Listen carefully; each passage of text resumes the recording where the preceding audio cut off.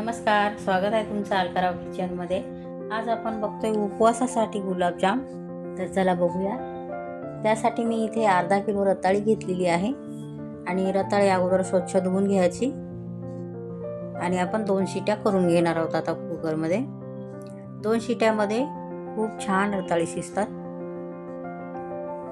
तर आता झालेले आहे 2 शिट्या. बघू आपण रताळी शिजलीत का.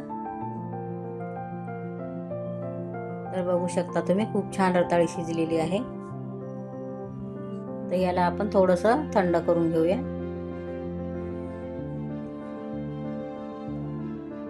आणि थंड झाल्यानंतर आपण रताळ्याची साल काढून घेणार आहोत. बघू शकता तुम्ही, खूप छान शिजलेली आहे रताळी, त्यामुळे साल काढायला पटकन निघते.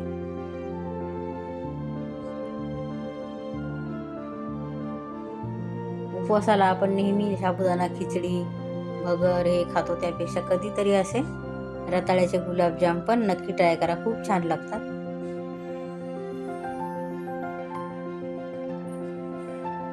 तर आपले रताळे थंड होत आहेत, तोपर्यंत आपण पाक बनवून घेऊया. त्यासाठी मी इथे 1 वाटी साखर घेतलेली आहे आणि साखर बुडेल एवढं पाणी टाकून घ्यायचं आहे. गॅस चालू करू आपण आणि इकडे रताळ्याची साल पण मी काढून घेतलेली आहे, बघू शकता तुम्ही. आता आपल्याला किसणीने किसून घ्यायचं आहे. तसं तुम्ही हाताने पण मॅश करू शकता, पण रताळ्याला कसे थोडेसे धागे धागे असे असतात, त्यामुळं किसणीने किसल्यानंतर एकदम असे सॉफ्ट आपले रताळे तयार होतात. म्हणून बारीक किसणीने असे किसून घ्यायचे सगळी रताळे. हे बघा, सगळी रताळी मी अशी किसून घेतलेली आहे.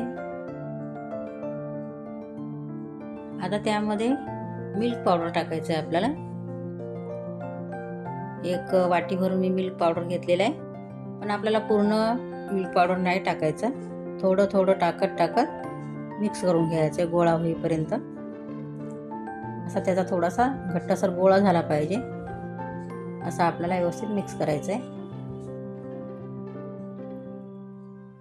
त्याच्यामुळं थोडंसं मिल्क पावडर टाकत राहायचं.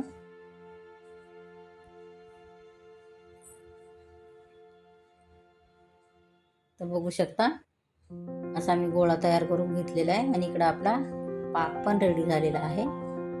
तर पाक आपल्याला असा घट्टसर नाही बनवायचा. साखर मेल्ट झाली का मग झाला आपला पाक. तर हा पाक आपण आता साईडला ठेवून देऊया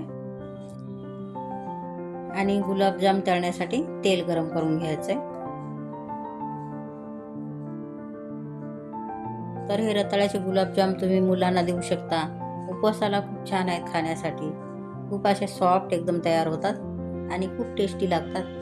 तर तुम्ही असे रताळ्याचे गुलाबजाम एकदा नक्की ट्राय करून बघा.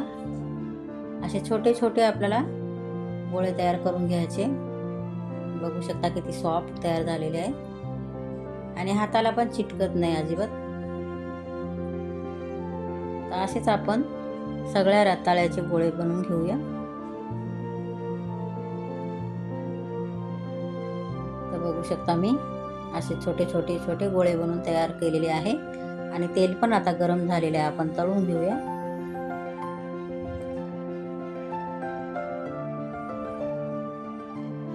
तळताना पण एकदम मोठा गॅस नाही ठेवायचा, नाही तर मग ते वर तळतात आणि आतमध्ये थोडंसं कच्चं वाटते. म्हणून मीडियम टू स्लो गॅसवर आपल्याला हे तळून घ्यायचे आहे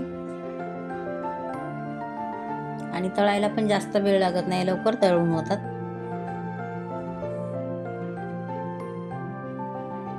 असे आपल्याला 4-5 गोळे एकदा टाकून तळून घ्यायचे आहे.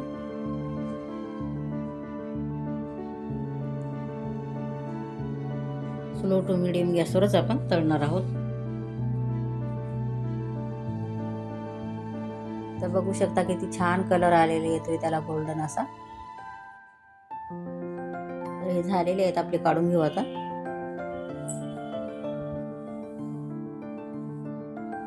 आणि पाकामध्ये थोडंसं केसर टाकायचं, म्हणजे खूप छान कलर येतो. 4-5 काड्या टाकल्या तरी पण छान कलर येतो म्हणून.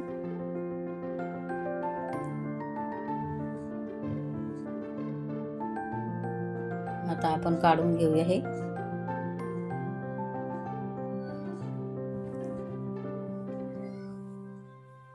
आणि असेच सगळे गोळे आपण तळून घेऊया मस्त गोल्डन कलरवर.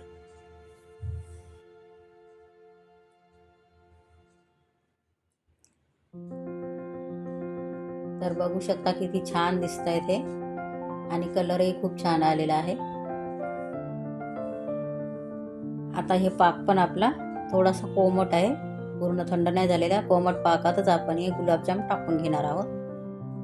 आणि हे गुलाबजाम टाकून आपल्याला अर्धा ते 1 तास तरी ठेवले तरी चांगलं आहे. 1 तास ठेवलं तर मस्त असे त्या पाकामध्ये चांगले मुरतात हे गुलाबजाम, म्हणून 1 तासभर असंच ठेवून देऊया. नंतर आपले गुलाबजाम खाण्यासाठी रेडी आहेत. तर व्हिडिओ आवडला असेल तर व्हिडिओला लाईक करा. व्हिडिओ बघितल्याबद्दल धन्यवाद.